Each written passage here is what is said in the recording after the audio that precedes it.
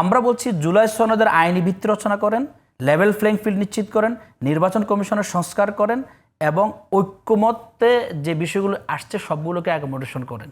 এটা করে আপনি নির্বাচনের দিকে আগান। না হলে নির্বাচনের এখন পিয়ার ফর্মুলাটা কেন আসছে? 53 বছরে আমরা জাতিকে উত্তরণের পথ দেখাতে পারিনি। এই জন্য নতুন ফর্মুলা জামাত ইসলামী সহ অনেকগুলো দল জাতির সামনে নিয়ে আসছে। সেই নতুন ফর্মুলার কথা বলি। দেখেন ভাই যেটা বললেন যে জালকাঠিতে একজন ভোট পাবে, এমপি হবে ঠাকুরগাঁওতে, আসলে এটা তো একটা ভুল মেসেজ। যিনি যে এলাকার তিনি সে এলাকা থেকেই তত্ত্বাবধান করবেন। জামাত ইসলাম এখনো পর্যন্ত 299 আসনের প্রার্থী ঘোষণা হয়ে গেছে। একটা আসনে আমাদের প্রার্থী সিলেট একটু বাকি আছে।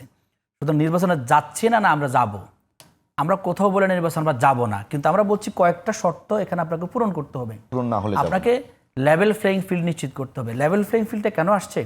আজকে একজন চাঁদাবাজকে ধরে নেওয়ার পরে তাকে থানা থেকে ছাড়িয়ে নেওয়া হয়। এখন ধরেন কথার কথা, চাঁদাবাজকে ছাড়িয়ে নেওয়া যাচ্ছে পুলিশের থানা থেকে, পুলিশ কিছু করতে পারছে না। তাহলে নির্বাচন যখন আসবে, যখন ক্ষমতার প্রশ্ন আসবে, তখন আপনি ব্যালট বাক্স রক্ষা করতে পারবেন? তাহলে আপনাকে শ্রেণীতে রক্ষা করতে পারবেন? সময় আসে 4-5 মাস। এই জন্য পুলিশের সংস্কার জরুরি। এখন এই 4-5 মাসে কি সম্ভব? হ্যাঁ, অবশ্যই সম্ভব।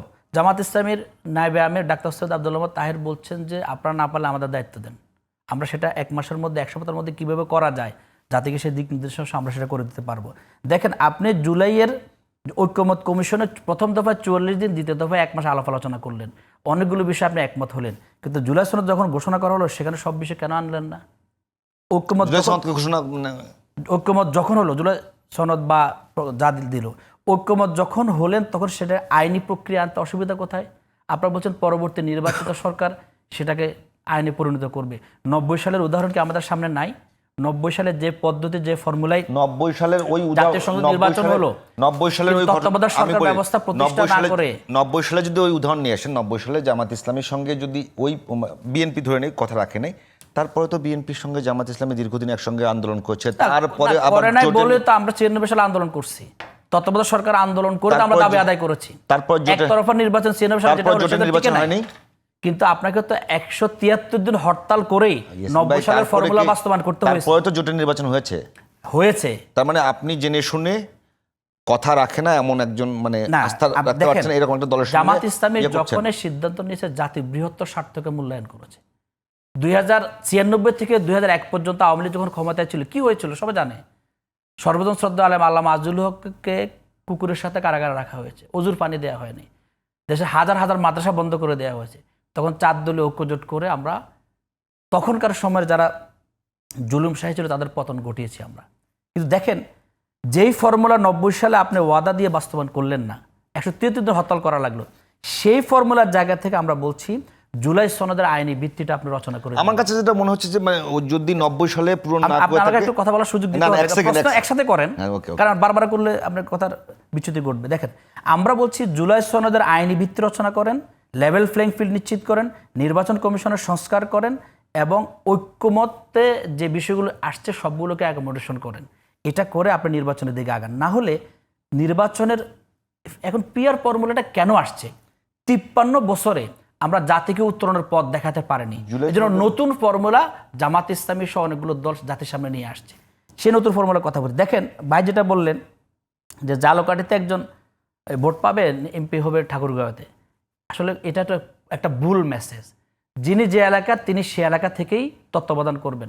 আপনাকে একটা উদাহরণ দিই, বিএনপির সময় 58 জন কি 60 জন মন্ত্রী ছিল। এই মন্ত্রীদের গোটা এলাকা তত্ত্বাবধান করার দায়িত্ব দেওয়া হয়েছে। সাইফুর রহমান অর্থমন্ত্রী ছিলেন, তাকে কি আপনি বরিশালের তত্ত্বাবধানের দায়িত্ব দিয়েছেন? মান্নান ভূঁইয়া এলজিআরডি মন্ত্রী ছিলেন, তাকে কি আপনি সিলেটের দায়িত্ব দিয়েছেন? দিয়েছিল। যিনি যে এলাকা যিনি যে এলাকা সে এলাকা বেঁধে তত্ত্বাবধানের দায়িত্ব দেওয়া হয়েছে। দিয়েছিল ওই সময় সেলিমা রহমানকে গাইবান্ধার দায়িত্ব দেওয়া হয়েছিল। আচ্ছা, আপনার মহিলা কোটার কথা আমি মহিলা কোটা না, মানে এই জন্য বেশিরভাগই মন্ত্রী যারা তাদেরকে এলাকা ভিত্তিক দায়িত্ব দেওয়া হয়। দ্বিতীয় কথা তিনি যেটা বলছেন যে একজন মন্ত্রী বা জনগণের দায়বদ্ধতা আছে না। দেখেন আমাদের আর্টিকেল 61/1 কি বলা আছে? 61/1 বলা আছে একজন সংসদ সদস্যের দায়িত্ব হচ্ছে আইন প্রণয়ন করা, বাজেট পাস করা, নীতিমালা নির্ধারণ করা। আর 59.1 আর্টিকেলে বলা হচ্ছে স্থানীয় সরকার ব্যবস্থাকে শক্তিশালী করে জনগণের স্থানীয় পর্যায়ে সমস্যা সমাধান করা। কিন্তু আমাদের এখন ফেসিবাদতন্ত্র কোথায় জানেন? আমাদের একজন এমপি যখন হয়, এমপি তার আত্মীয় স্বজনকে উপজেলা চেয়ারম্যান বানায়, তার স্ত্রী বা বাতিজি বা একটা প্রশ্ন করতে পারবো? আপনি বললে অনেকক্ষণ বলছেন। এই জায়গাগুলোতে আপনি সংবিধানের এই কাঠামোগুলোকে শক্তিশালী করতে পারলে, পিয়ার পদ্ধতি, স্থানীয় সরকার ব্যবস্থা শক্তিশালী হলে একটা কাঠামোতে দাঁড়ালে সরকার ভালো দিকে যাবে। আপনি প্রশ্ন করেন। ইয়াসিন ভাই, একেবারে আপনারা যেটা বলছেন যে কথা হলো আইনের উৎস হিসেবে প্রথাকেও নেওয়া হয়, জি তাই তো? তো বাংলাদেশে না, প্রথাকে নেওয়া, প্রথাকে তো আমরা আইনে পরিণত করি। না, অনেক আপনাকে আইনে পরিণত করি না। হ্যাঁ, অনেক প্রথা আপনাকে কার্যকর করার জন্য আমরা আইনে পরিণত করি। আমি যদি প্রশ্ন করতে দেন, জি, অনেক আইনের যে কটা উৎস আছে তার মধ্যে প্রথা একটা অন্যতম উৎস, কাগজে কলমে কেতাবি ভাবে বলছি আমি। এখন প্রশ্ন হলো, বাংলাদেশের প্রথা দাঁড়িয়ে গেছে যে এমপিদের উপরে সাধারণ মানুষ এবং নির্বাচনী এলাকার মানুষ আস্থা করে।